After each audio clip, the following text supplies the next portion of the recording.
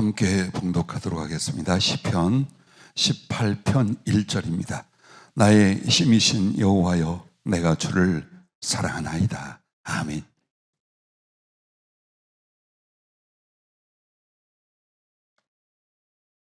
말씀 제목을 이렇게 우리에게 주셨습니다. 단 하나의 고백. 여러분과 내가 정확하게 27초 뒤에 주의 부름을 받는다면, 그래서 내 의식과 영혼과 기억을 다해서 주님께 고백을 하고 기도한다면 어떤 기도 하시겠습니까? 뭐라고 하시겠습니까? 오늘 단 하나의 고백, 이 제목을 통해서 우리에게 정말 기도가 얼마나 중요한지, 그리고 그 중요한 은총의 기도를 어떻게 해야 되는지를 말씀을 주셨는데, 시편 18편은 하나님의 사람 다윗의 고백이요 찬양이요 간구입니다.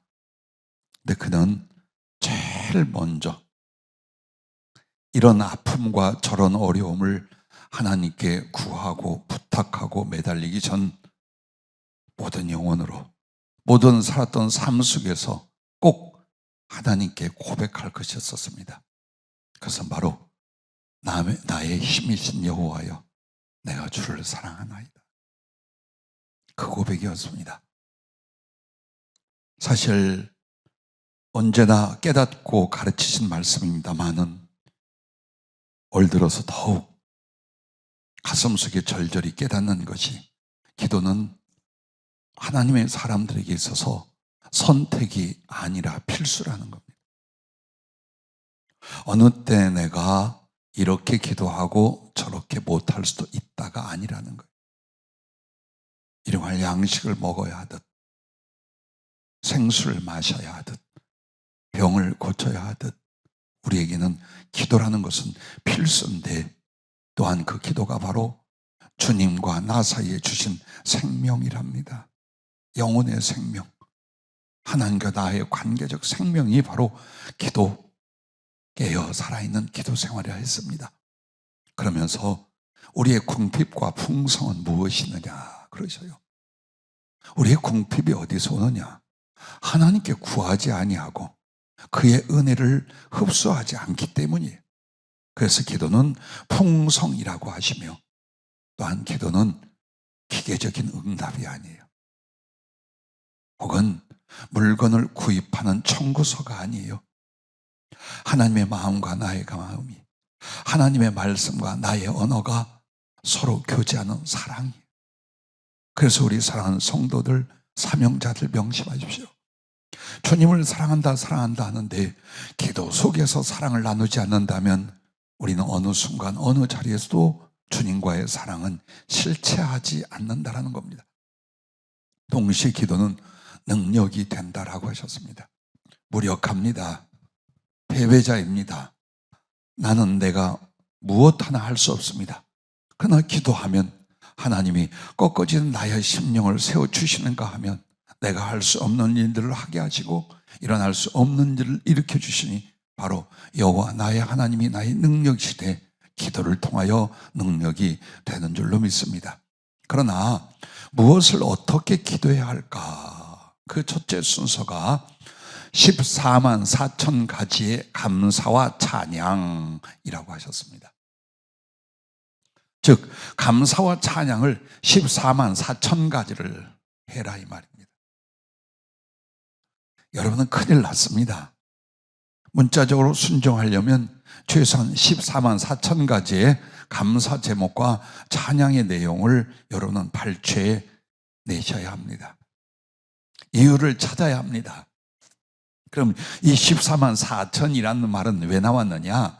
요한계시록 7장 4절과 14장 1절에 보면 마지막 때에 하나님께서 영적 이스라엘 각 지파에서 12,000명씩 하나님이 인을 쳐서 그들을 세웁니다. 그러므로 12,000명씩 12지파 했더니 14만 4천이라는 수가 나와요. 즉 하나님의 사람 혹은 하나님의 사명자에 있어서 수치로는 제일 많은 수치예요.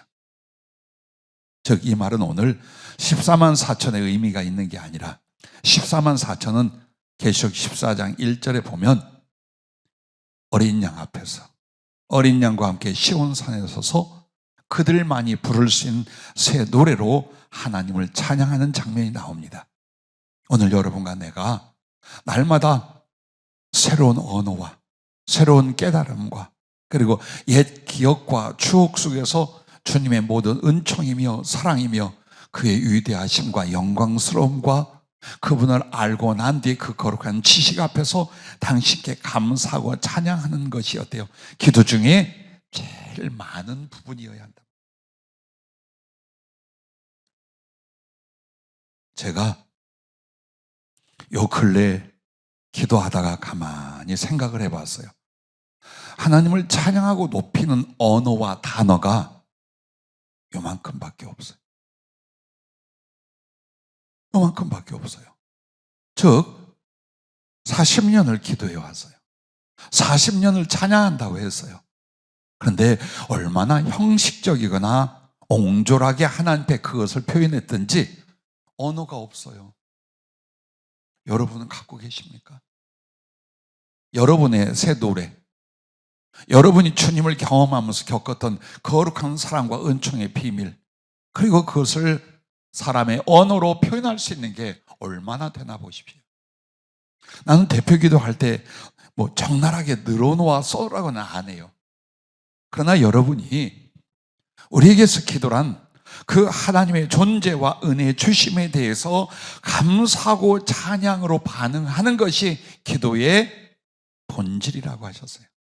그렇다면 우리는 기도한다 하면서 나의 다급한 것과 필요한 것은 수천만 가지를 기도했을 거예요. 수천만 번을 기도했을 거예요. 그러나 하나님께 감사는 그저 몇 가지 감사, 틀에 박힌 감사, 그리고 찬양은 찬송과 가사 외에는 없어. 찬송과 가사도 외우지도 못하는 그 찬송과 가사 그거밖에 없어요. 이유가 있어요. 안 했다는 거예요. 중요하게 여기지 않는다는 거예요. 그리고 근본 하나님을 찬양할 가슴과 감동이 없다는 거였어요.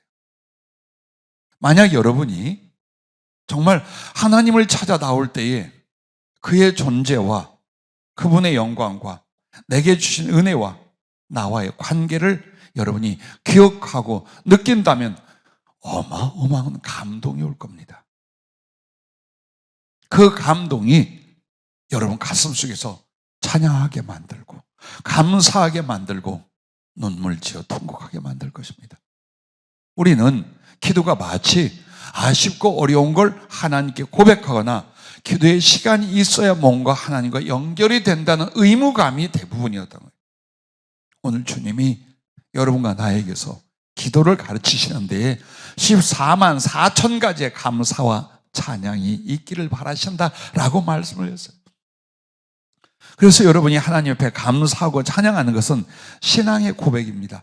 내가 하나님을 어떻게 믿는지, 나의 믿음이 무엇인지, 내가 하나님을 향하여 어떤 마음인지, 그 신앙의 고백이 바로 감사의 내용이며 찬양의 내용이었던 거예요. 또한 여러분과 나에게 하나님께서 늘 부르십니다. 은혜 주시려고, 구원해 주시려고, 혹은 가르치시려고, 혹은 그 피로 깨끗게 하시려고, 혹은 보고 싶어서, 그리워서 부르십니다. 그러면 여러분, 그 주님의 부르심을 우리는 느껴요. 말씀으로 알아요. 그럼 응답이 뭘까요? 기도하면서 하나님께 감사와 찬양하는 거예요. 왜? 주님, 나 불렀어요? 왜요? 가 아니에요. 그분은 왜요? 라고 할 뿐이 아니에요. 만 가지 은혜, 천만 가지 은총으로 우리를 둘러주셨어요. 그러므로 주님, 아버지 하고만 나면 그 사랑과 그 은혜들이 여러분한테요 막 보이는 것처럼 느껴지며 올라와야 정상적인 신앙생활을 했다 할 거 아닙니까? 그래서 하나님 부르심에 대한 응답은 가슴으로부터 우러난 하나님을 향하는 감사와 찬양이라는 것이며, 그리고 여러분의 그 찬양의 깊이와 감사의 깊이가 주님에 대한 여러분에 대한 관계랍니다. 주님하고 얼마나 친한가, 주님과 얼마나 사랑이 깊은가, 주님과 서로가 얼마나 신뢰하고 그리고 연합하여 있는가, 이 관계는 여러분에게 나오는 감사와 찬양의 그 깊이, 거기에 달려있는 겁니다. 어떤 봉사도, 어떤 하나님의 일에 대한 계획보다도 오늘 여러분 가슴에서 우러나오는 진정한 감사와 깊이 있는 찬양이 바로 주님과의 사랑의 관계라고 말씀했습니다. 그뿐만 아니라 주님이 주신 은혜에 대한 진정한 사례는 억만금보다 더 귀한 것이 마음을 다한 진심의 감사와 찬양이 하나님 은혜에 대한 가장 깊은 사례라고 표현을 해주셨습니다. 그리고 무엇보다도 여러분과 나는 하나님께 무엇을 빼앗고 얻고 하는 존재가 아니에요. 하나님을 섬기는 존재예요. 구원받은 자여 그의 피조물이요 그의 은총이 아니면 존재할 수 없는 자로서 하나님을 생각할 때마다 나 그 하나님께 예를 다하고 섬기는데 무엇으로 하느냐? 바로 감사와 찬양입니다. 그러므로 생각이 나지 아니하시면 노트를 해봐요. 내가 주님 앞에 감사를 어떤 일을 인하여 어떻게 감사하고 당신을 노래하고 높일 나의 노래는 어떤 언어와 어떤 가슴인지를 한번 적어보세요. 그러면 우리의 신앙과 우리가 주님을 사랑하며 달렸던 내 삶의 위치가 여러분이 파악이 될 거예요. 아, 이것뿐이었구나. 나는 이런 종류였구나 라고 느낄 거예요. 아니면 여러분 아주 행복한 경지에서 주님, 나 주님이었군요 하고 그 찬양의 노래 가운데 하늘로 올라가실 수도 있어요.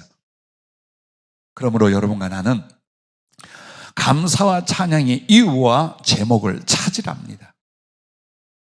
구하라 그리하면 주실 것이요 찾으라 그리하면 찾아질 것이요 문을 두드리라 그리하면 열릴 것이니 해서 제발 우리의 당장 다급한 것만으로 생각하지 말고 하나님을 향하는 감사와 찬양에 대해서 여러분이 주님께 물어서 깨닫고, 그리고 내게 주신 은총과 내가 깨달은 모든 경험과 지식을 통해서 무엇으로 하나님을 감사하고 어떻게 하나님을 찬양할 것인가를 늘 찾으랍니다. 그 사람들은 만 가지의 은혜를, 천만 가지의 사랑을 경험하고 감격하여 주님 앞에 고백할 수 있다라고 했습니다. 그러므로 항상 감사 이유와 찬양의 제목은 찾고 기억하여 드리는 것이 돼야 된다라고 했습니다. 이렇게 여러분이 정말 가만히 정신없이 살던 나의 삶 속에서 주님을 향하여 뒤돌아보세요. 주님을 향하여. 그냥 돈을 벌고 사랑하고 애쓰고 수고했던 육신과 세상의 삶을 돌아보지 말고 주님하고 나, 특별히 내게 대한 주님의 지나간 시간에 그의 사랑과 은총과 그리고 나를 향한 섭리가 무엇인가를 여러분 돌아볼 수 있어야 돼요. 그리고 기억이 잘 안 나요? 느껴지지 않아요? 그때 묻고 매달리는 거예요. 주님 가르쳐 주세요. 그리고 느끼게 해 주세요. 지난주에 우리 청년들 감정 다스리기에 대하여 성경 공부를 성령님이 도사했어요. 그런데 더 중요한 건 그 감정이 여러분이 은혜 생활의 첫 번째라는 거예요. 들음에 있어서도 받음에 있어서도 그 감정에 거룩한 감동이 일어나지 않는다면 진심이 들어가지 않는답니다. 언어는 거짓말이 될 수 있어요. 그리고 자기를 속일 수도 있어요. 그러나 감정은 속여지지 않는답니다. 스스로 느끼는 감정을 어떻게 속이겠어요? 그러므로 내가 주님을 사랑한다면 그 사랑하는 감정이 감동으로 나타날 것이며, 구원에 여러분이 감사를 한다면 그 구원을 내가 받은 것에 대한 기쁨이며 거룩한 감격이 감정으로 나타날 것이며, 그렇지 않겠습니까? 자, 주님의 사랑하심에 대하여 내게 오는 게 언어요, 지식뿐일까요? 아니라 내 가슴에 한없이 퍼지는 그 사랑의 감정, 긍휼의 감정, 그가 나를 품으신 은혜의 감정들이 일어나게 됩니다. 성령은 그것을 하십니다. 그래서 사실 여러분이 마음이 식었다, 사랑이 식었다는 건 다름 아니에요. 감정부터 식은 거예요. 안 일어나. 예배 시간에 이 가슴에 감정이 안 일어나. 찬양을 해도 그 찬양의 곡과 가사에 더 감정이 일어나질 않아. 비참한 거예요. 이게 얼마나 무서운 병적 상태, 죽음의 상태인가를 안 느끼고 이러려니, 신앙생활이 이러려니 그렇게 가고 있어요. 오늘 여러분과 내가 다시 한번 지식으로 언어로 주님께 감사하고 찬양할 수 있어요. 그러나 그 지식과 언어를 조합하여 기억하고 생각하는 동안 우리의 가슴이 분명히 일어날 것입니다. 어떤 주님인지, 어떤 사랑과 은혜인지, 내가 받은 이 구원이 무엇인지 바로 가슴이 함께 일어날 줄 압니다. 그래서 여러분이 열심히 주님 앞에 감사할 이유와 찬양의 제목을 찾고 기억하고 드리는 그 찬양과 감사는요, 이걸 만들어낸대요. 따라해 주시기 바랍니다. 믿음, 소망, 사랑, 그 다음에는 믿음, 소망, 사랑은 알겠는데 보세요. 기쁨, 평안, 순종, 충성이 충만해진다. 우리가 어떻게 하나님을 향하여 찬양하고 감사하는가? 그것은 하나님의 은혜를 우리가 발견하고 다시 보는 거예요. 그 사랑을 우리가 발견하고 다시 보는 거예요. 어찌 믿음이 견고해지지 않겠습니까? 어찌 그 주님을 위한 소망이 약해지겠습니까? 어찌 주님에 대한 사랑이 식어져 있겠습니까? 그런 마음에 주님을 기쁘시게 하기 위하여 내가 다짐하니 내 안에는 거룩한 기쁨이 가득하며 무슨 말씀 앞에라도 기꺼이 내가 어떻게 해요? 순종하며, 그리고 나의 심령과 나의 삶은 평안해질 것입니다. 그 평안해진 나의 가슴과 심령을 가지고 주님을 위하여, 그 사랑의 성취를 위하여, 혹은 주님과 그 나라를 위하여 나의 삶을 드리려, 할렐루야, 이 충성이 더욱 충만해져 간다는 거예요. 한마디로 은혜 위에 은혜는 어떻게 받느냐? 여러분이 진심으로 더 깊이 넓게 감사와 찬양을 드릴 때라고 하셨습니다. 그러므로 때로는 다니엘의 기도를 기도하다라고도 하지만 감사라고 표현을 하기도 해요. 즉 신앙의 위인들과 성경의 많은 이들은 하나님께 기도할 때 탁 들으면 아버지 하나님 이게 뭡니까? 입장을 바꿔놓고 오늘 얼마나 힘들었는지 모릅니다. 주님, 우리가 언제까지나 이렇게 욕을 먹고 가난하게 살아야 됩니까? 내가 무슨 죄입니까? 자, 이쪽으로 갑니까? 주님, 주님의 은혜 감사합니다. 날 구원해 주셔서 감사합니다. 그리고 바로 뭘로 들어가냐? 주님, 월세를 낼 때가 되었나이다만 잘 해결이 되지 않습니다. 쫓겨날까요? 버틸 수 있을까요? 어디로 갈까요? 우리의 기도가, 주님 앞에 나와서 우리의 기도가 어디로 갈까요? 그 은혜와 사랑과 은총 앞에 머물러 계속 다시 케어내라. 보물을 케어내듯이 케어내라, 그 말이야. 나 기도할 시간이 1시간밖에 안 되는데 괜찮아. 30-40분 동안 감사와 찬양의 거리를 찾아내는 거 괜찮다, 그 말이에요. 그건 인색하고 내가 무언가 많이 말을 해야만 하나님 든다 생각한다, 그 말이에요. 그렇지 않다라는 것입니다. 결국 기도를 하되 얼마나 감사와 하나님을 찬양할 수 있는 그 기억, 그 떠올림, 그 깨달음, 그 고백, 그 다짐, 그것이 우리로 하나님의 모든 은혜와 우리가 성숙하고 이루어질 충만에 이르게 하는 기도가 바로 이 감사와 찬양이에요. 그래서 많이, 셀 수 없이 많이 찾아보고 많이 해보라는 것이 14만 4천의 감사와 찬양을 드리라, 이렇게 표현을 주신 것입니다. 그래서 진실한 감사와 찬양은 하나님께 영광을 드리고 자신과 삶이 하나님께 드려지는 향기로운 제물이 되게 합니다. 그러므로 요한계시록 5장 8절 말씀에 보면 그 두루마리를 취하심에 네 생물과 24장로들이 그 어린 양 앞에 엎드려 각각 검은 고와 향이 가득한 금 대접을 가졌으니 이 향은 성도의 기도들이라. 자, 성도의 기도가 무엇과 함께 하나님께 올라간다는 거예요? 찬양과 함께 올려진다는 거예요. 검은 고를 가졌다는 건 하나님을 찬양한 부분이에요. 여러 가지 세상에 일어나 환란을 위하여 하나님 어느 때까지입니까? 우리를 신화하여 주시옵소서, 우리를 구원하여 주옵소서, 이런 수없이 많은 기도가 있겠죠. 그러나 그것은 무엇을 통하여? 하나님을 찬양하는 그 찬양에 휩싸여 하나님께 연락이 되더라, 그걸 말씀을 하고 있는 거예요. 그래서 사실 기도가 하나님께 받아들여지는 건 우리가 얼마나 울고 얼마나 매달리고 얼마나 벌벌 떨고 얼마나 불쌍히 여김을 받아서가 아닙니다. 바로 찬양이 되고 감사가 되는 그 부분을 인하여 성소에서 지성소로 들어가는 분향단처럼 그렇게 분향이 되어 올라가는 거예요. 그걸 아셔야 돼요. 정말 내가 나의 기도가, 나의 예배가 진정한 감사와 찬양이 되고 있는 거예요. 그 부분이에요. 그걸 통하여 하나님이 여러분의 기도를 받으시고 응답하시고, 그러므로 여러분의 찬양과 감사는 기도 중에 기도요, 하나님 앞에 향기로운 분향이 된다는 것을 잊지 마시기를 바랍니다.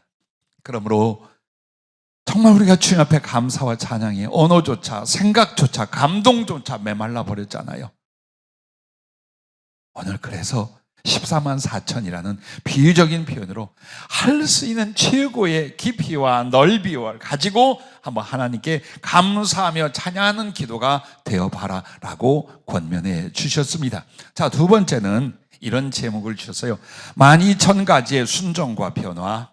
우리의 기도 중에 14만 4천 가지의 감사와 찬양을 드린다면 그 다음에는 이제 주님 앞에 순종과 변화를 위하여 기도하는 것인데, 자그마치 얼마나? 12,000가지는 해라. 즉 기도에 있어서 그 목적의 중요성을 지금 더 말해주는 거예요. 얼마나 어떤 것이 더 중요한가를 말합니다. 그러므로 요한계시록 7장 5절에 보면 그 14만 4천이 되게 하여 12지파에서 12,000명, 12,000명, 굉장히 많은 수란 뜻이에요. 불러냈어요. 그런데 우리가 하나님께 기도할 때에 바로 뭘 힘써야 돼요? 순종과 변화랍니다. 아래에 있는 것은 그렇게 중요하지 않아요. 부탁하는 것은 그렇게 중요하지 않아요. 그 기도로 하나님을 찬양하고 섬기는 일과 그 기도 속에서 은혜를 얻어 순종과 변화를 이루어내는 거예요. 그러므로 기도할 때 주의 뜻을 묻고 들으라는 겁니다. 지금 계속해서 이 이야기가 나오죠. 여러분과 내가 하나님께 기도 생활을 할 때에 중요한 건 뭐냐면 그분이 나에게 하신 말씀과 그분이 나를 향한 뜻이에요. 이걸 아는 거예요. 그래야 내가 거기에 맞게 살고 거기에 맞게 나를 변화 성숙시키죠. 그냥 이 부분은 안 이루고 주님 돈 주시면 돈으로 주의 일 하고 성령 주시면 성령으로 주의 일 해서 이것만 하는 거야. 이것만 그냥 죽기 살기 하는 거야. 주님 그게 아니라니까. 즉 우리가 무슨 말씀을 주든 우리를 인도하시며 하나님의 목적으로 이끌어가는 그분의 뜻과 말씀 앞에 순종하는 것과 그 순종을 위해 뭐가 일어나야 돼요? 나의 변화가 일어나야 되는.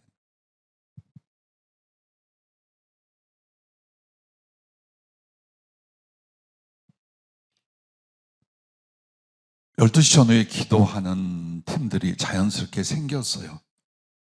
그제 주님이 그 몇몇 책에 크고 넓은 꽃, 붉은 꽃을 하나씩 딱 기도하는데 주시는 거예요. 그러면서 뭐라고 하시냐? 사랑으로 가꾸어 기도로 나에게 드려라. 그리하면 나는 심장을 너희에게 주리라. 이렇게 하시는 거예요. 근데 그 크고 넓은 붉은 꽃이 뭐냐?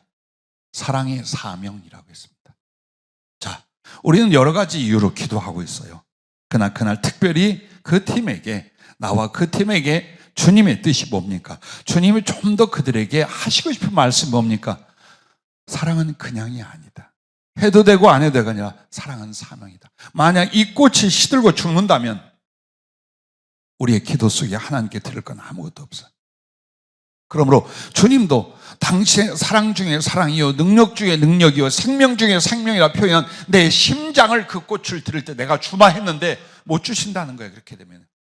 그런데 우리는 그 꽃을 피워서 주님 앞에 드리기보다는 주님의 사랑을 알게 하시옵소서, 성령으로 말미암아 그 사랑이 내 마음에 부어지게 하시옵소서, 그래서 나로 미치게 하여 성령 충만해 복음을 위하여 온 세상에 가서 순교하게 하옵소서. 근데 여기가 냉랭해. 왜? 주님의 심장이 내게 부어지지 않아. 그냥 기도할 때 냉랭해. 그다음 걱정까지. 이렇게 기도하다 아주 째지게 고생하다가 그냥 팍 어디 가서 죽는 거 아니야? 이제 걱정까지 하는 거 고백해놓고. 왜? 주님의 심장이 내게 오지 않았다는 증거예요.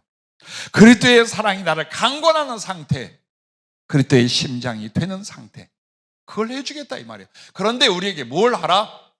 서로 사랑해. 가까이 이 팀이 혹은 이 교우들이, 이 멤버들이 서로를 사랑하면서 그 사랑을 키울 때 나아가 다른 영혼들을 넉넉히 사랑할 수 있으며, 고난과 역경과 궁핍 중에도 그리스도의 사랑을 기뻐할 것이고 그 사랑의 수고에 자기를 바칠 수 있으니 나는 너희들에게 계속해서 내 피를 부어줄 거다. 너희의 가슴이 얼마나 뜨거울지, 너희의 가슴 속에 성령이 어떻게 역사할지, 내 사랑이 너를 어떻게 붙들어 죽는 그 손 같이 할지. 근데 그 거룩한 응답을, 그 은혜를 뭘로 준다고요? 서로 사랑하는 섬김의 사명, 사랑의 사명 꽃 하나 만들어 올 때라고 했어요. 그리고 그걸 기도 앞에 고백하라는 거예요. 자, 성경 전체가 하나님의 뜻이야 말할 수 있어요. 내가 골라서 이 중에 하나 마음에 드는 거. 그러나 주님이 지금 나에게 원하시는 것, 주님이 지금 나를 향한 계획과 뜻, 그걸 지금 알아야죠. 기도할 때 주님 앞에 나아가서 감사하고 찬양하고 사랑하면서 그 다음에 뭐예요? 나 주님을 사랑하기 위하여 혹은 주님을 기쁘시게 하기 위하여 무엇을 하오리까? 이게 순종이에요. 어떤 분들에게 제가 이 질문을 했는데 혹시 여기 기억나시는 분들 있는지 몰라요. 주님께 마음을 어떻게 드릴까요? 자, 이 보이지 않는, 형상이 없는 나의 마음을 주님께, 나의 마음 받으소서 한단 말이에요. 어떻게 하는 게 주님께 자기 마음을 드리는 걸까요? 주님 생각을 많이 한다. 어떤 걸까요? 주님 내 마음을 받으세요. 그 주님은 이러실 거야. 아, 줘야 받지. 네 마음에 지금 육신의 생각, 물질 생각, 세상 생각, 너 잘 먹고 잘 생각 가득 차 있잖아. 뭘 받을까? 주님은 이렇게 표현해 주셨어요. 네 마음을 내 말씀과 뜻대로 변화시키는 것, 그게 네 마음을 나한테 주는 거다라고. 그것이었어요. 내 스스로 내가 못해 처먹었습니까? 아, 그거 잘 모른다고? 그럼 이 사람은 변화될 가능성이 없어. 여러분에게 은혜가 뭐냐면 자기가 정말 못돼 처먹은 걸 알아야 돼. 내가 얼마나 악하고 비열하고 잘못되고 이기적이고 그걸 알아야 돼요. 아는 사람은 눈물로 주님 앞에 고백하며 변화를 위하여 간구하기 시작해요. 그런데 주변이 다 나빠. 주변이 다 나빠. 만약 여러분 중에 이거 하나 변형을 해서 유머를 쓸게요. 5명이 있는데 여러분 보기에 4명이 나쁜 놈이에요. 그러면 여러분이 진짜 나쁜 놈이라는 거예요.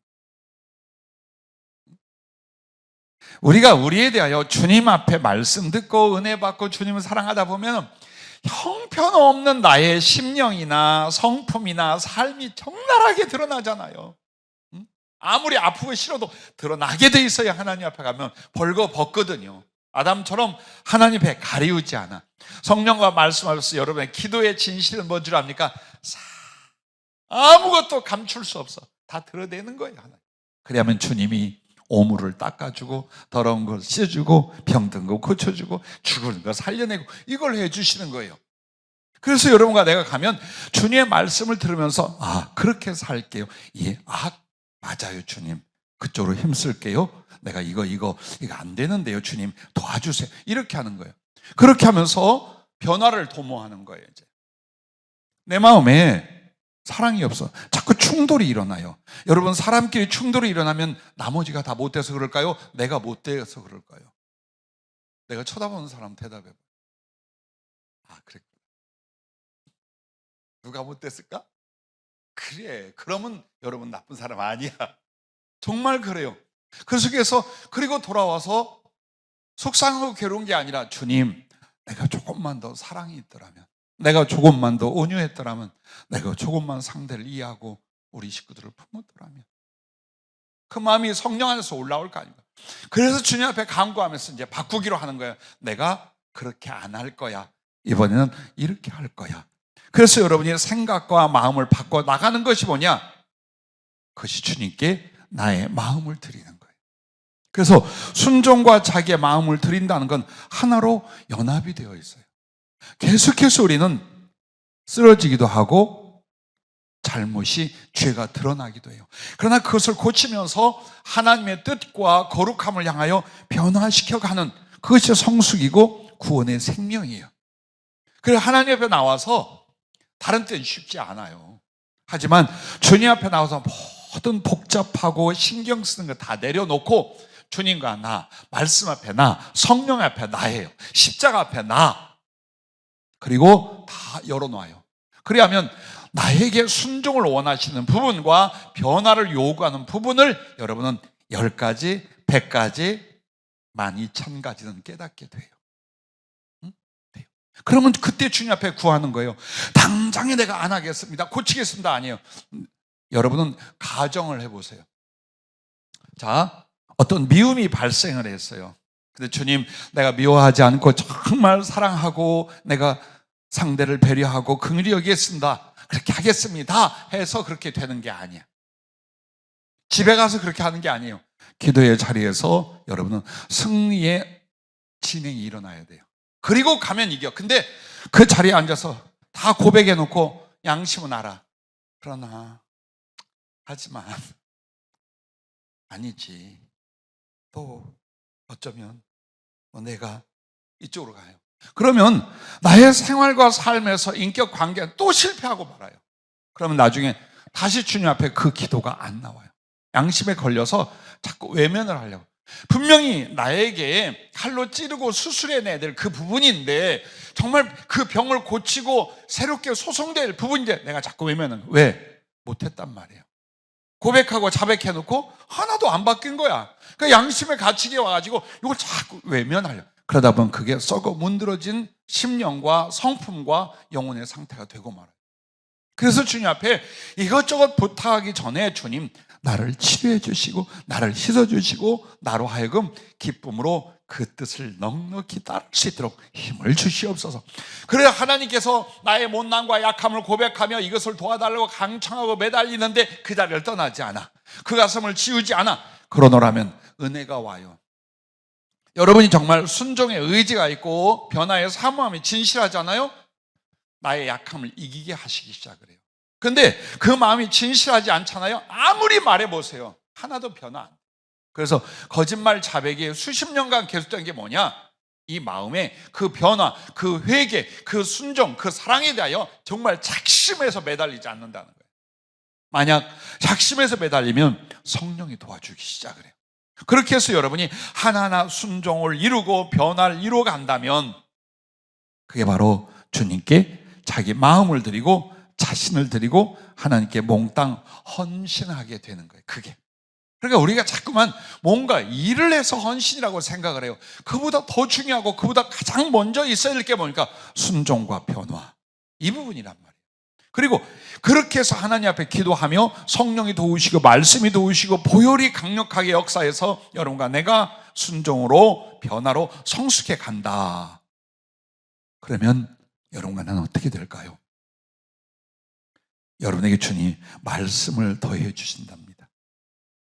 그러면 주님이 주신 말씀 여러분에게 무엇을 오느냐? 바로 지혜와 언약, 약속으로 온답니다. 하나님의 지혜가 나에게 와요. 그 지혜는 하나님과의 교통의 깊이와 수준이에요. 여러분 지혜가 뭔 줄 압니까? 좀 더 성경을 풀고 남들 앞에 좀 더 바른 말을 할 수 있는 지식이나 깨달음이 아니에요. 주님과 나와의 사이예요. 지혜는 하나님이 내게 오픈하셨다는 뜻이에요. 하나님이 내게 사이를 막지 않고 대화하고 마음을 나누어 그분의 지혜가 스며들고 그분의 나를 향한 교제 속에 말씀이 스며들기 시작하는 거예요.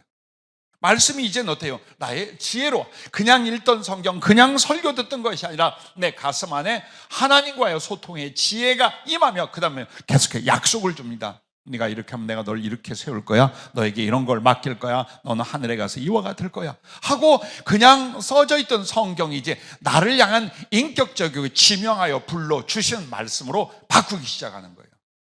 자기는 알아요. 하나님이 무엇을 내게 약속하셨는지. 나는 그 약속을 붙잡고 그러면 어떻게 살고 어떻게 기도하겠다는 분명한 길이 만들어지는 거예요. 이걸 목사가 일일이 잡아 가르치는 게 아니에요. 여러분이 하셔야 돼요. 능히 하실 수 있어요. 뿐만 아니라 이렇게 기도 속에 순종과 변화를 이루어가면 그 다음에 뭐냐? 성령이 더 임하게 돼 있어요. 성령이. 우리나라 교회가 많이 아픔을 겪었던 이유가 성령의 아주 표적적인 역사가 우리나라 처음 복음이 들어올 때부터 한 50년, 70년간 강력했어요. 근데 그 뒤부터 뭔가 성경 공부 위주로 가면서 이렇게 나타나는 표적이라든지 성령이나 은사 등등에 대하여 오류도 생기고 비난도 받고 그러면서 교회에서 상당히 없어졌어요. 성령은 표적이 아니에요. 성령은 능력 자체가 아니고 은사 자체와 경험 자체가 아니에요. 성령은 그리스도의 영이에요. 아버지의 영이에요. 그 성령이 더해질 제일 중요한 게 뭘까요? 성령이 임하시도록 순종과 변화를 이루는 거예요. 성령 충만 주옵시고 능력 주시고 주여 나도 체험 주시고 은사 주시고 하는데 그 소갈머리가 바뀌질 않아. 그 인격성이 성숙하고 그리스도의 성품이나 성령님이 이루고자 하는 열매 쪽으로 안 가는 거예요. 그럼 아무리 많은 기도가 있고 헌신이 있어도 성령으로 사로잡히지 않아요. 왜? 성령과 기질이 달라. 성령님이 이끄시고 은혜 주시는 방향과 이 사람의 체질이 다른 거예요 지금. 그래서 가장 중요한 건 순종과 변화는 말씀에 대하여 하였기에 말씀을 주시고 순종과 변화는 성령께 대하여 그리하였기에 성령이 더 충만히 임하게 되는 거예요.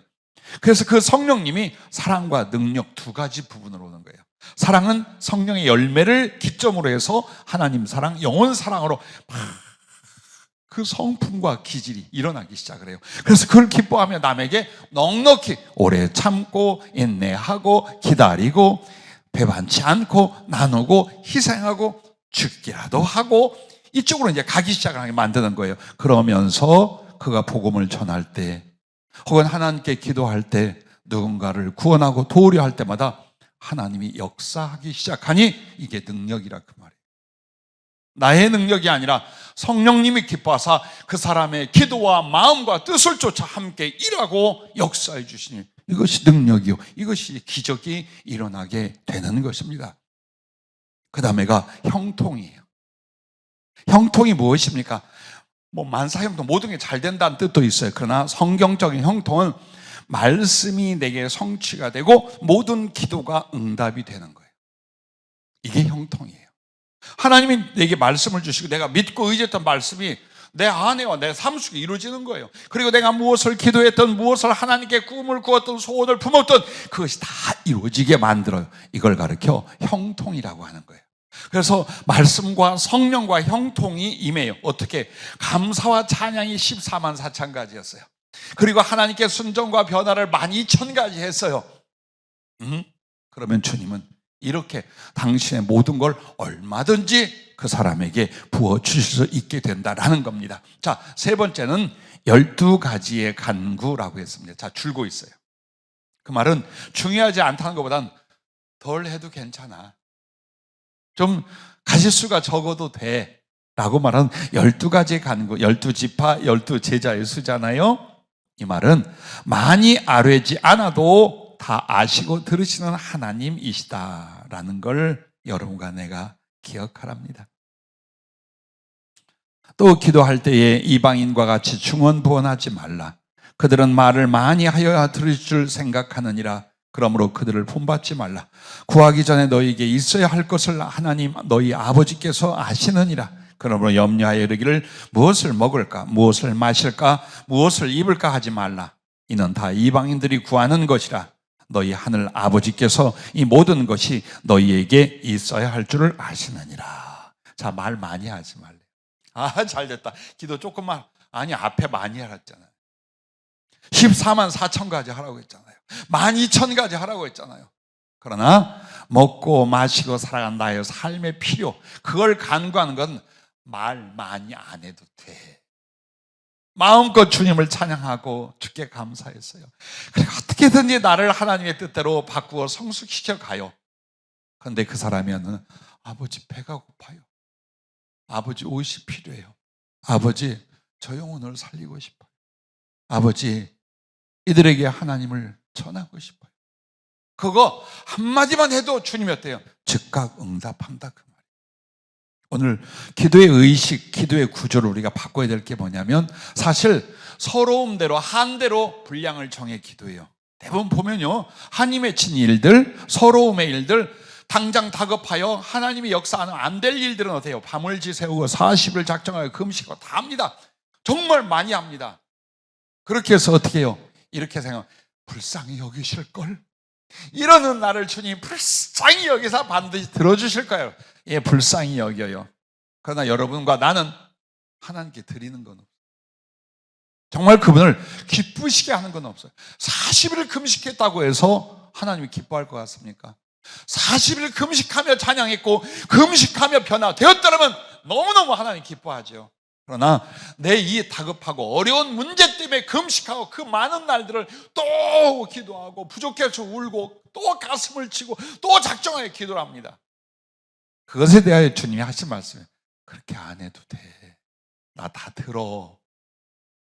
너한테 필요한 게 뭔지, 널 내가 돕고 너한테 채워줄 게 뭔지 내가 알아. 그리고 그렇게 할 거야.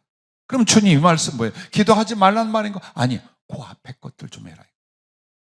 감사하고 찬양하는 일과 순종과 변화를 일으키는 그 기도에 전심전력 해봐라 이거예요.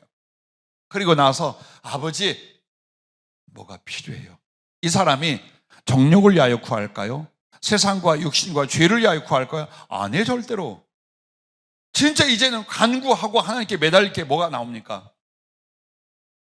바로 하나님의 나라와 의의를 구하기 시작하는 거예요. 하나님의 나라가 내 아내와 이 많은 사람들에게 복음이 전해져서 하나님 나라가 이 땅에서 이루어지길. 그리고 하나님의 의의는 내가 하나님 앞에 거룩해지는 것이에요.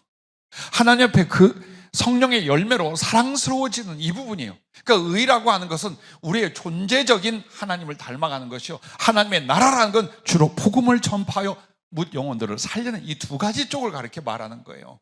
이게 앞에 기도에서 나왔잖아요. 그죠? 1차, 2차, 14만 4천, 12,000 말한 거기서 이미 나왔단 말이에요.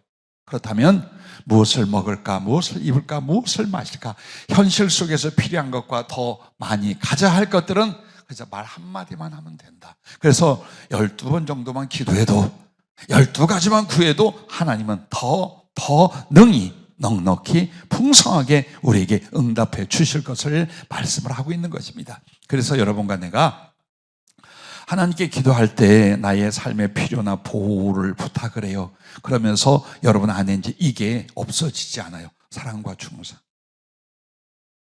기도하는데 주님이요, 감당치 못할 말씀을 뭐라고 주냐면 이런 거.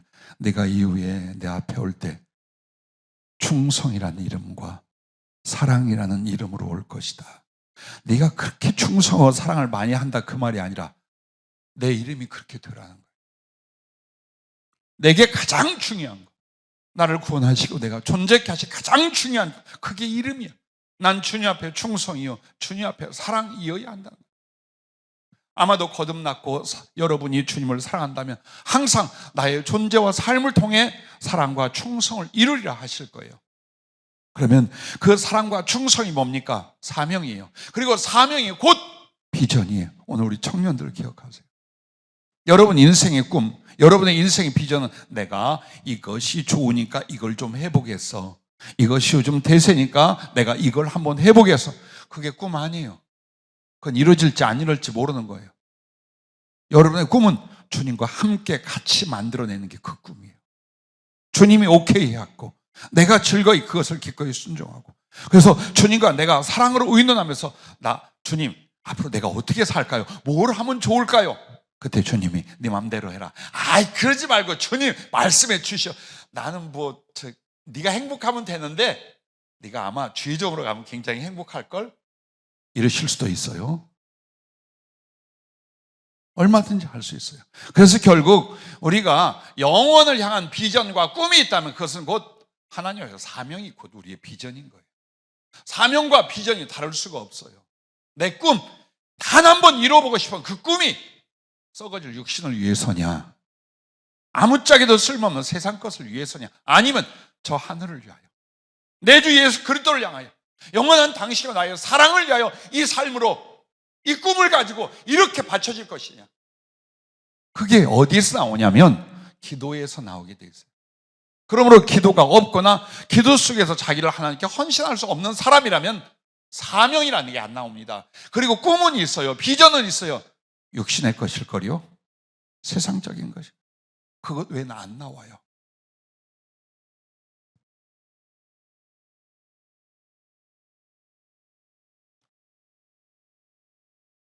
주님이 마태복음 28장 18절부터 뭐라고 하셨습니까? 하늘과 땅의 모든 권세를 내게 주셨으니 그러므로 너희는 가서 모든 민족을 제자로 삼아 아버지와 아들과 성령의 이름으로 세례를 베풀고 내가 너희에게 분부한 모든 것을 가르쳐 지키게 하라. 볼지어다 내가 세상 끝날까지 너희와 항상 함께 있으라 하시니라. 이 말씀을 그 당시 12제자나 120명 제자로 여러분이 제안을 하겠습니까? 아니면 오늘 나한테 이 말씀을 비전으로 나의 사명으로 명령한다고 믿겠습니까? 그건 여러분 자유예요. 그건 여러분 자유예요. 만약 그 시대에 한 말을 한다면 그들에게 약속한 성령도, 그들에게 약속한 구원도, 그들에게 약속한 모든 하나님의 영광도 여러분의 것이 아니에요. 사랑하는 청년들 명심, 여러분의 것은 아니에요. 믿음은 붙어서 가는 거 아니에요. 주님 앞에 나하고 1대1이에요. 내가 완전해져서가 아니에요. 최소한 그분이 내 인생의 비전으로 주셨거나 하나님께 마땅히 달성할 사명으로 주신 것만 어때요? 감당할 수 있을 정도의 믿음은 우리가 돼야 돼요. 그래서 왜 이 말을 했어요? 그건 주님의 제자들 당시에 제자들에게 한 거고, 우리는 우리가 선택하거나 혹은 당면한 걸로 인하여 살 수도 있지 않습니까? 뭐로 가도 서울만 가면 되지 않겠습니까? 여러분이 세상과 물질을 더 앞세워 보세요. 그러고도 신령해질 수 있는가? 경건해질 수 있는가? 그리스도를 더욱 알고 사랑하고 교통할 수 있는가? 한번 해보세요. 절대 불가. 그러면 세상과 다 하지 말라는 게 아니에요. 순서를 바꾸라는 거예요. 순서. 그리스도를 위하여, 하늘을 위하여, 복음을 위하여, 주님과 나의 사랑을 위하여, 이런 것들이요. 그리고 그것을 구체적으로 연결지어서 나는 어떻게 살까? 내 20대는 어떻게 할까? 내 30대는 무엇을 할까? 내 40대, 50대는 어떤 과정을 갈까? 그리고 내 인생의 끝에서 무엇을 하고 어떤 모습으로 사랑하는 주님을 만날까까지 우리 젊은이라도 미리 지금 서 있어야 돼요. 이것이요. 좀 지나보고 나서 세상이 바뀌고, 아니요, 흘러가 버립니다. 완전히 도태되고 소멸돼 버립니다. 시간 엄청나게 빠르고 짧습니다. 나 요즘 주님 앞에 회개하면서 이 기도예요. 시간을 더 주십시오. 순교가 두려워서 시간을 기르려는 게 아니에요. 잘못 살았어. 주님 만난 40년 이상 잘못 살았어. 너무 잘못 살았어. 그래서 주님께 40년은 안 될지라도 내게 새 시간을 주십시오. 그리고 감당할 수 있도록 체력만 주십시오. 못다한 충성을, 그 서원과 약속을 이렇게 이루어가겠습니다. 한 번도 생명을 혹은 시간을, 건강을 이렇게 주시지 한 적이 없었어요. 그래서 언제든지 덜커덕 하면 가겠다 그랬어요. 근데 주님의 뜻, 주님과의 조금 더 깊은 사랑을 나누면서 느낀 게, 그리고 깨닫게 하시게 해야 할 일을 해야 했던 거예요. 지나가는 그 시간은 하나님께 대한 충성이 아니었고 사랑이 아니었어요. 그럼 이제 조금이라도 내 양심이 편안해하며 내 마음에 진심으로 사랑과 충성이 될 수 있게 하여 이 시간을 보낼 수 있도록 주님 도와주십시오.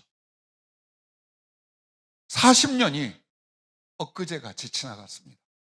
그러면 우리 청년들은, 여러분이 목사님이 하는 이 고백이 하루 이틀 지나면 와요. 근데 우리는 정말 기도 속에서 주님이 원하는 것을, 기도를 통하여 하나님이 원하는 것을 이루지도 알지도 못하고 가겠습니까?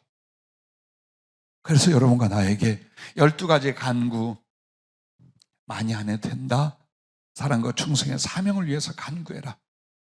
그러면 여러분이 감사와 순종이 있다면 어떤 간구도 반드시 응답이 된답니다. 그래서 감사와 찬양을 하게 하고 순종과 변화를 기도 속에 일으키게 한 거예요. 그리고 나서 무엇을 구하든지 주님은 얼마든지 여러분에게 이루게 하시고, 왜? 그 사람은 그 기도를 통하여 사명을 이룰 거거든요.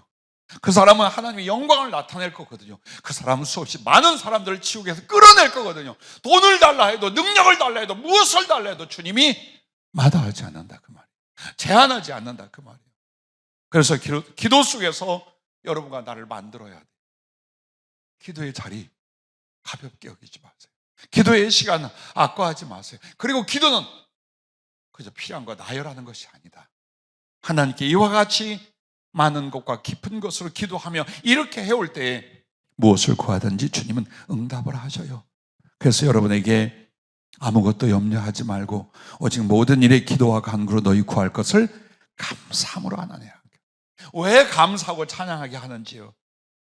요한복음 12장 7절에도 너희가 내 안에 거하고 내 말이 너희 안에 거하면 무엇인지 원한다 구하라 그리하면 이르리라.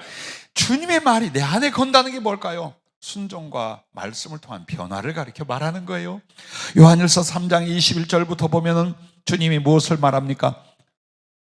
사랑하는 자들 만일 우리 마음이 우리를 책망한 것이 없으면 하나님 앞에 담대함을 얻고 무엇인지 구하는 바를 그에게서 받나니 이는 우리가 그의 계명을 지키고 그 앞에서 기뻐하시는 걸 행함이라. 그럼 그의 계명을 지키고 그가 기뻐하시는 걸 행하는 게 뭘까요? 그의 계명은 이것이 곧 그 아들 예수 그리스도의 이름을 믿고 그가 우리에게 주신 계명대로 서로 사랑할 것이냐. 이런 것들이라 이 말이에요.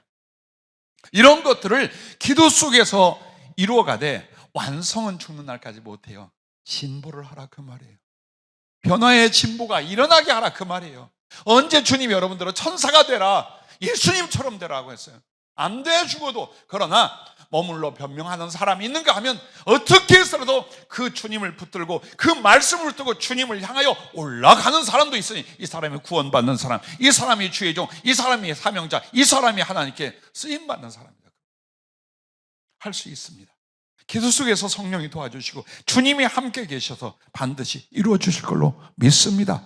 마지막 하나, 네 번째는 이건 따라해 주시기 바랍니다. 단 하나의 고백. 시편 18편 1절의 다윗처럼 주님을 사랑합니다. 사랑합니다. 어느 날 미리 정한 기도의 제목들이 있었고 늘 간구하는 중보 기도가 있었어요. 근데 주님하고 짧은 만남과 데이트가 있었어요. 그리고 나는 기도를 마치고 목양실에 올 때까지 하나밖에 울면서 외친 것이 없는 날이 있었어요. 그게 바로 주님 사랑합니다. 그 말 외에는 더 드릴 말이 없어요. 더 아름다운 것도, 더 약속이 될 것도, 더 기쁘시게 할 것도, 혹은 내가 무엇을 할 것도 없었어요. 사랑합니다. 주님 사랑합니다. 얼마나 듣고 싶으셨겠어요. 마음을 다하고 목숨을 하고 힘을 다해요. 주님 사랑합니다. 그 가슴에서 쥐어짜는 고백을 얼마나 듣고 싶으셨겠어요. 얼마나 그리워했겠어요. 우리는 왜 사랑한다는 말을 많이 하는 줄 압니까? 양심이 있어서 그래요. 정말 그렇게 사랑 안 하거든. 하나님께 사랑합니다 하고 나면 그냥 거짓는 형식 같거든. 그래 사랑한다는 말을 잘 못하는 거예요. 그러나 쥐어짜는 거예요. 여러분과 나는 베드로를 기억하세요. 요한복음 21장 부활하신 주님이 갈릴리 바닷가에 찾아왔을 때 베드로 앞에 묻습니다. 요한의 아들 시몬아, 네가 다른 사람보다 나를 더 사랑하냐? 그때 보세요. 양심이 걸리고 주님을 배반했던 엊그제가 자기를 누르고 있어요. 사랑해요. 베드로처럼 주님을 사랑하는 사람, 그러니까 말을 못해요. 그리고 뭐라고 하니까 주님, 제가 주님 사랑한 줄 주께서 아시나이다. 이렇게 대답을 하는 거예요. 그것도 그 사랑이라는 단어가 우정이나 혈육적인 사랑이 이 표현을 가지고 주님은 아가파오라고 하실 때 이 사람은 그 말하고 있어요. 왜? 양심에 걸리는 거예요. 주님은 계속 물어요. 다른 말 안 해요. 사랑하냐고 물어요. 그럼 주님이 원한 건 딱 한마디요. 사랑합니다 주님. 이거 하나였던 거예요. 이거 하나였던 거예요. 계속 변명하면서 내가 주님 사랑을 주께서 아시나이다. 이 말이 도대체 뭐냐고요. 이걸 우리가 할 말이냐고. 그래서 주님 앞에 여러분이 사랑을 고백할 때는 더 깊은 곳으로 내려가세요. 더 원초적인 시작으로 가세요. 내가 의가 있어 하나님 나를 사랑하셨던가? 내가 주님을 먼저 사랑했기에 그분이 나를 사랑했던가? 형편없는 죄인이요 멸망으로 치닫는 나, 은혜를 받고도 주님 앞에 사랑과 충성 못할 이 비열한 나를 알면서도 그분이 모든 걸 바쳐 사랑해서, 그게 여러분과 나의 믿음이에요. 그게 우리의 가슴 속에 있는, 절대로 사단도 심지어 나 자신도 뺏거나 꺾을 수 없는 그 믿음이, 그분이 먼저 나를 죽기까지 나를 사랑하신 것이 사실이고 진리라 그 말이야. 그걸 꺼내는 거예요. 그걸 꺼내는 거예요. 주님, 내 공로나 의는 없어요. 난 주님 앞에 그 은총과 사랑 앞에 너무나 부끄러운 것뿐이에요. 그것 때문에 이 가슴 속에 있는 주님 주신 사랑, 주님께서 사랑을 누를 거냐 덮을 거냐, 아니 꺼내는 거예요. 용기를 내서 꺼내. 주님, 부끄럽지만 그러다 담대히 고백합니다. 주님 사랑을 인하여, 주님이 이런 나를 알면서 사랑하는 그 사랑을 인하여 나 담대히 고백합니다. 주님 사랑합니다. 목숨 걸고 사랑합니다. 모든 거 다 바쳐 사랑합니다. 조금만 더 기다려 주십시오. 사랑합니다. 그리고 그 사랑을 이루게 하여 생명과 삶을 다 드리고 주님 앞에 가겠습니다. 사랑의 고백은 서원의 고백으로 연결이 돼요. 왜 사랑이 중요한 줄 알아요? 사랑합니다 하고 끝난 사람이 없어요. 사랑하기에 난 이렇게 살겠다, 사랑하기에 난 이렇게 하겠습니다, 서원이 따라요. 그래서 주님은 오늘 성령으로 열리게, 단 한 번밖에 말할 수 없다면, 단 한 가지밖에 기도할 수 없다면 사랑한다고 해라. 주님은 사랑한다고 해라. 그러면 그 사랑한다는 고백에 마음을 다하고 목숨을 다하고 힘을 다하고 지혜와 뜻을 다했다면 우리는 어떻게 할까요? 그 사랑의 고백은 이제 서원이 되는 거예요. 내가 그렇게 살고 그렇게 죽고 그렇게 이루고 그렇게 주님 앞에 가겠습니다.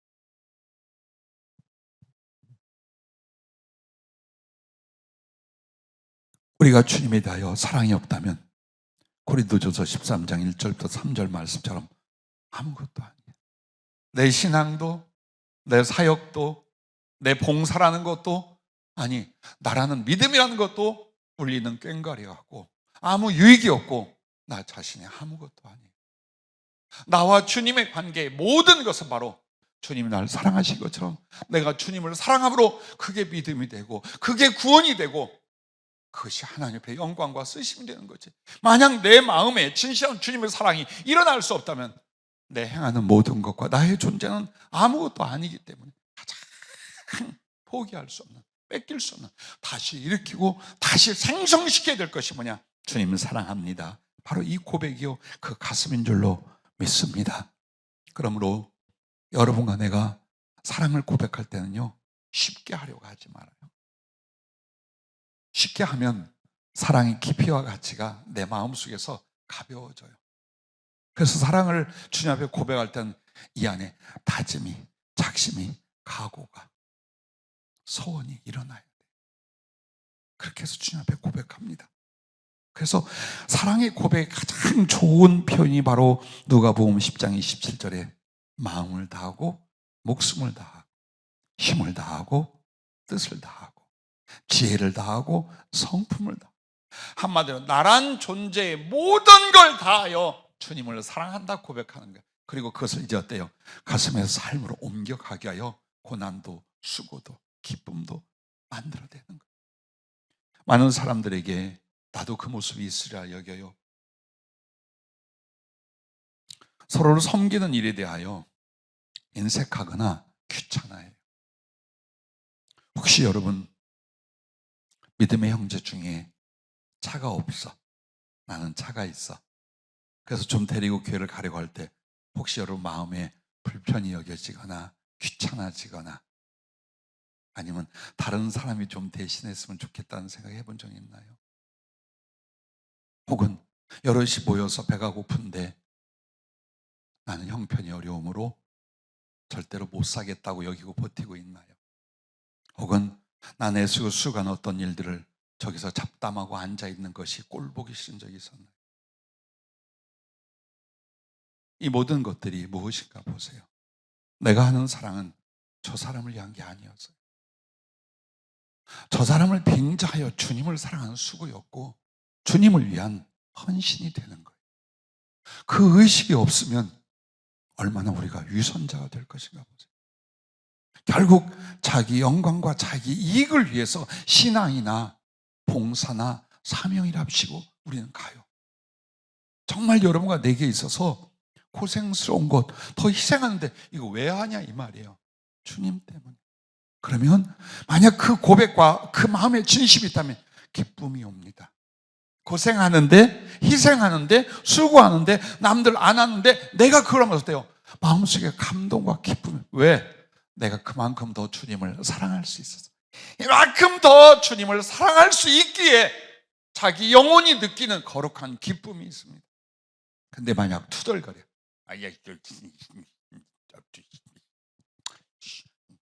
그것은 사람을 보고 있는 거예요. 사람을 보면서 균등해야 된다, 내가 하는 만큼 너도 해야 된다, 혹은 나는 지금 힘들고 어렵다, 이런 생각들이 결국 우리가 주님을 사랑하는 것 따로 영혼을 사랑, 아니에요. 절대 그렇지 않아요. 그래서 여러분이 주님을 사랑한다 그리고 나왔어요. 그럼 그 사랑을 어디에 실천하냐? 당장에 있는 바로 이 사람들이, 우리 교회 이 식구들이에요. 선교를 생각해요. 구제와 이웃을 생각해요. 그런데 만약 이 우리 교회 이 식구들에 대해서 여러분이 긍휼과 사랑이 없다, 위선이에요. 그거 못해요. 또 우리 교회 안에서도 우리는 청년끼리 또 청년끼리, 찬양단 아니면 찬양단들, 미성국이면 미성국들, 노땅들이면 노땅들, 우리 목사님들이 목사님들, 또 같은 또래와 알게 모르게 그룹이 있잖아요. 그 속에서 사랑을 다 못한다면 더 넓은 사랑과 더 큰 헌신을 우리에게 주시옵소서. 못합니다. 힘들고 지겨워서 못합니다. 사랑이 없으면 아무것도 못합니다. 그래서 여러분과 내가 하나님께 사랑을 고백한 걸로 끝나지 않아요. 그 사랑의 서원이 일어나요. 사랑의 거룩한 열망이 일어나요. 그리고 그걸 이룰 수 있는 걸 하나님께 구하는 거예요. 그러므로 내 심령의 성령이 내 가슴에 말씀이 박히게 하시고, 내 손에 능력이 내 가슴에 이 긍휼을 따라 물질이, 그리고 좋은 사람들로 여겨져서 내가 그들에게 가까이 다가가 제한 없이 복음을 전할 수 있는 환경과 인맥을 그때부터 구하는 거예요. 그럼 주님이 뭐 안 된다고 하시겠어요? 아니라 얼마든지 이루시는 거예요. 그렇게 해서 여러분, 그리고 전 이걸 기억해야 돼요. 사랑과 그 선을 보시고 주님은 한 사람의 인생과 영혼을 결정을 하십니다. 오늘 여러분이 각자 달라요. 앞으로 가면 하나님과 관계도 다를 거예요. 누가 더 이쁨 받고 덜 받고 이제 이 차는 내가 모르겠습니다만은 어떤 상황이 올 거예요. 하나님이 뭘 보시느냐? 외모를 보느냐? 보이기는 하나 마음에 두시진 않아요. 그럼 뭘 볼 것 같아요? 지금 여러분이 예수님을 어떻게 사랑하는가요? 그리고 그 사랑을 쫓아 어떤 꿈과 소원이 있는가요? 그거 보고 여러분을 쓰는 거예요. 그거 보고 주님이 사랑하고 그거 보고 장래를 만드시는 거예요. 딴 거 아니에요. 환경과 처지 아닙니다. 너무 애쓰지 말아요. 너무 고민하지 말아요. 지금 이 가슴에 정말 주님을 향한 사랑이 얼마나 깊은지를 보셔요. 그리고 그 사랑이 깊다면 분명히 하나님을 향한 사명과 비전에 소원이 있다. 이 사람 분명히 이쪽으로 가, 이렇게 살아, 이렇게 죽을 거예요. 주님 그걸 아셔요.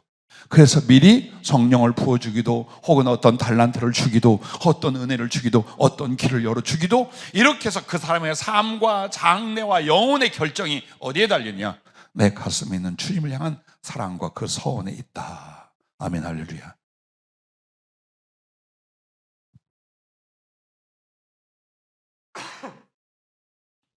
그래서 여러분이 이 땅에서는 빨라봐야 이제 우리에게 몇 년, 몇십 년일 거예요. 어쩌면 자꾸 40년 하는데요, 너무 빠르다는 생각을 하면서 후련하게 돼요. 상당히 많이 지나간 것이 후련하잖아요. 여러분이 마라톤을 뛰고 있는데 지치고 힘들어 죽겠어요. 목도 마르고 다리도 후들고 죽겠는데 지금 여러분이 5km 뛰었어. 네? 얼마나 죽을 맛일까? 그런데 그렇게 지치고 싶은데 어디까지냐? 40km까지 왔어. 이제 한 2km만 가면 돼. 그런 심정도 있어요. 그러나 여러분과 나에게 어떤 삶을 살고 어떤 끝에 가더라도 제일 중요한 건 주님을 향한 사랑의 깊이와 그 사랑의 소원, 그리고 그걸 이뤄가는 작은 충성, 여기에 달려 있어요. 그래서 이 땅에서 잠깐 떠나고 영혼에 가면 이제는 어떤 상황에도 바뀌지 않는 영혼의 순서가 결정이 됩니다. 그것이 이 땅에서 그 사랑을 어떻게 이루고 왔는가예요. 그러므로 하나님 나라를 셋째 하늘로 여러 가지 뜻이 있어요. 근데 하늘나라에서 영광과 상급과 사랑과 지위가 다르다는 표현을 성경에 두어 곳 있어요. 여호와의 불이 출애굽기 24장에 보면 시내산에 강림할 때에 그룹이 달라요. 그 불 가운데 하나님과 대면하여 하나님의 본체를 영접하고 만날 수 있는 영광의 모세가 있는가 하면 70여 장로는 그 밑에서 먹고 마셨어요. 그리고 백성들은 저 산 아래에 있었어요. 이것이 하나님 나라에 구원받은 영혼들이라면 무엇을 말할까요? 하나님 보좌에 하나님의 본체와 연합하고 영광과 사랑과 지위가 하나님이 제한하지 않는 그룹이 있다는 모습처럼. 그리고 그 하나님의 보좌 앞에 그래도 가까이 와서 예배하며 하나님의 영광과 지혜와 사랑을 받을 그룹이 있다는 거예요.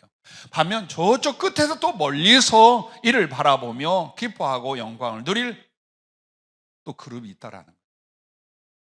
이게 사랑의 깊이와 사랑의 수고로 따라 결정이 돼요. 그리고 무엇보다도 여러분이 가끔 들어서 아는 아가서에는 더 정확하게 말합니다. 솔로몬에게 여인들이 있어요. 그런데 이 솔로몬의 주님으로 하나님으로 비유하자면 이 여인들은 교회요 성도들이란 말이에요.